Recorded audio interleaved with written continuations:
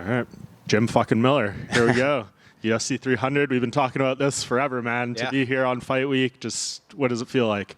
It's some of it's just a regular fight week so far, but it's another big card, right? I've since the Apex and COVID and all that stuff, I've only fought outside the Apex once, so it's awesome to be on another big card. So yeah, like having a bunch of fans in town and looking over at the T-Mobile and being like, okay, we're going to be in the, in a big arena, a big crowd.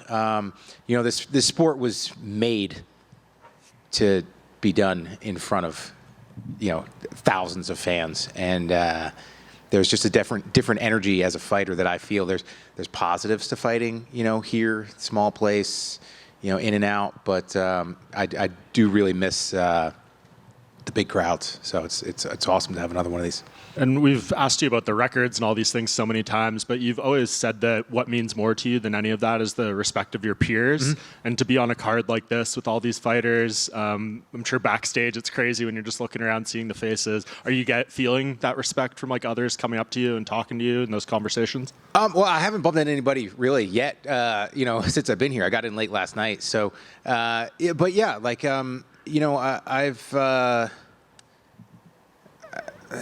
honestly, I feel like I've received nothing but respect from my peers, and that means a lot to me, because I come in here into Fight Week, I step into the Octagon, trying to carry myself to a set of standards that I feel we all deserve, so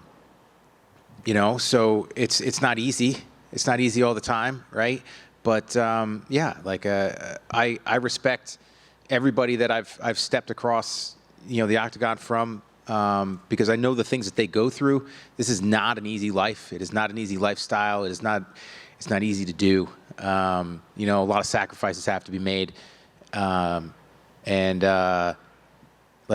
know that everybody else does the same thing that I do, and I think we're more peers than kind of gets made out to be, because everybody loves the drama, and the bickering, right? It sells. So you look at all, reality TV and all that stuff. That's what sells. But it's something special, to be here. It's something special to set your feet onto that canvas, I can't let go of that. So I try to show as much respect as I can to everybody that does it. And just my last one. Any chance this is your last one? I mean, I know Nope. the storybook is perfect, but if you win this fight too, you're more highly ranked than you've been in years, so that's probably hard to consider walking away from. Yeah, for me, the biggest thing is how camps go, right? Fight night there's always challenges. You spend a couple days cutting weight. You go into an athletic event, against somebody who's trying to take your head off. Obviously, injuries can happen.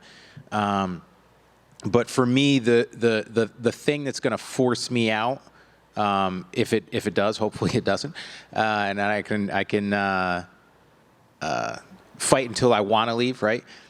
Is the ability to get through camp in shape and ready and healthy to perform on fight night, and I feel like I've got things dialed in. I've got a great team. I've got great coaches, I'm using my head. So, I don't like making mistakes, and I know the secrets for me to get to the fight, and it's really kind of simple at this point. Just stay healthy and be in shape, not do anything stupid. Follow up for JFM. This story of you 100, 200, 300 has been basically following you since the moment you left the cage at the UFC 200. Is there kind of a part of you that's almost sad to think, this is like the culmination of that trilogy in a way, that this story will be over? We won't be asking you about it every single time we see you. I mean, yes and no. It means I hit a goal that I put on myself, that, and it was challenging, right? Like I think I started mentioning fighting on this card in 2020, maybe 2019, something like that, right?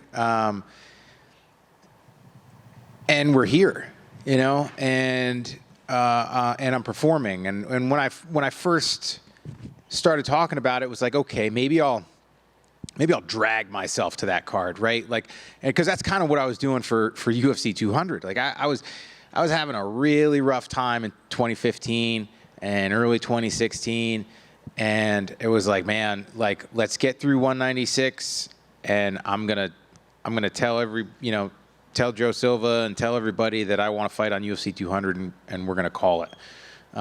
So that was kind of the idea. Is like, hey, let's see if I could drag myself to 300. And where I was at when I first started talking about it was a different place than I am now. I feel like I've got like 4 parts to this career at this point. You know, like the pre-Lyme career, Lyme disease, and then like coming out of Lyme and trying to figure out how to make this shit work as a, being over 35 as a lightweight, which is essentially like the kiss of death.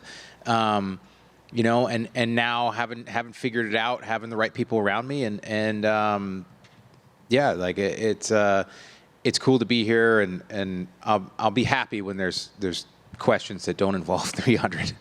Jim, right here. Obviously, UFC 100, Mac Danzig, and then 200, Gomi. Now you're facing Bobby Green, and third time you've been matched up. He's been fighting fourth time. Yeah. Been fighting almost as long as you, just not in the UFC. So you also finally happy to get past this Bobby Green chapter of your life too. What? Listen, I understand that stuff happens, right? Like this, like I said, this is a difficult thing that we do. When they first mentioned his name, I was like, is this a jinxed fight?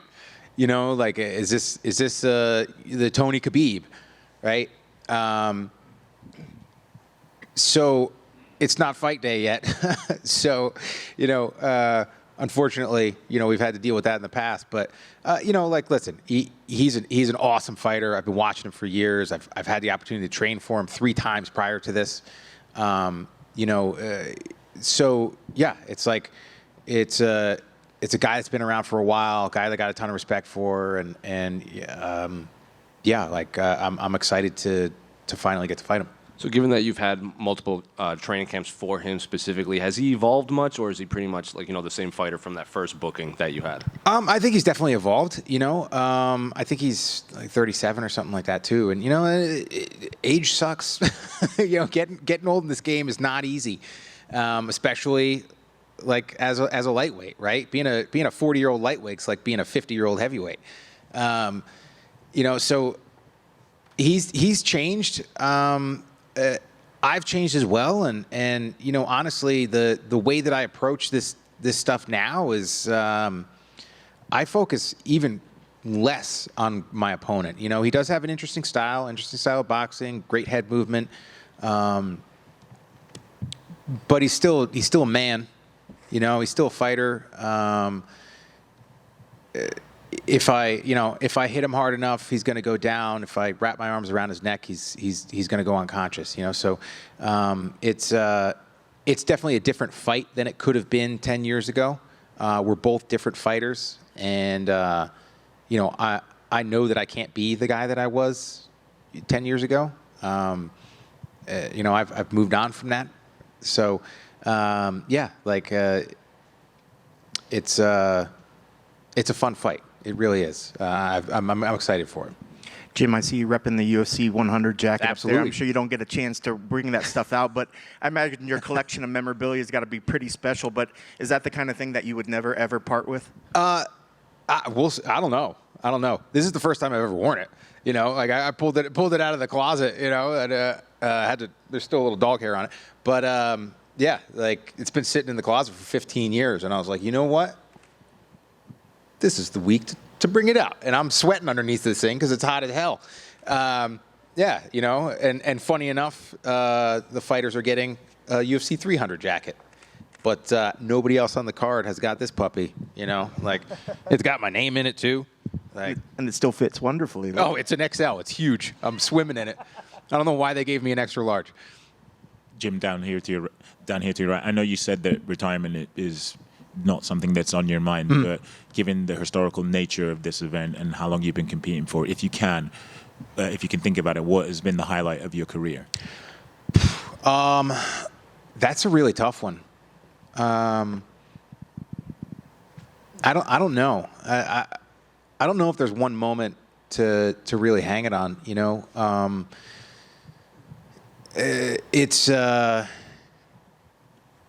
there have been those fights, those performances where it's like, yeah, you know, like obviously that first Joe Lozon fight was an amazing fight to be a part of, right? That's like, if I close my eyes, I can still hear the crowd in between rounds. Especially it's in between rounds because I get such bad like tunnel vision that like I don't really hear anything while we're fighting. And then, you know, some of the performances and they were awesome, and sharing, you know, being able to share events with getting my kids to come to a fight, which was not easy, you know, since I have 4. And I didn't want to bring the older ones before, you know, that I brought the younger, especially at that time in my career where I didn't know how long I was going to be able to fight. So I wanted to make sure that if they all got to go to a fight, you know, like they all had to go together. Yeah, I don't know.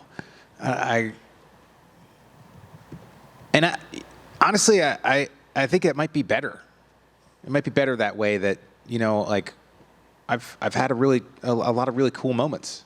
You know, and yeah, over the years it's tough to pick. So we'll go with that. Hey, Jim, right here. Yep. Jim, if in a few years the UFC were to call and say, "Hey, what role would you like at a UFC 400 if you're not fighting?" Have you thought about what you would want?